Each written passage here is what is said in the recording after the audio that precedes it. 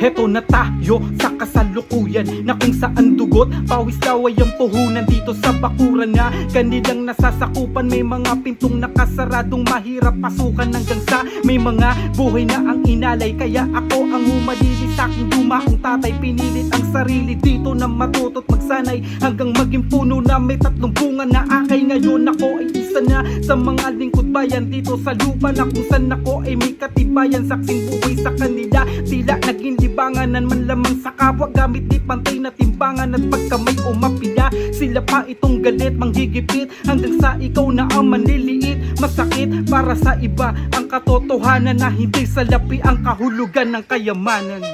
Yeah.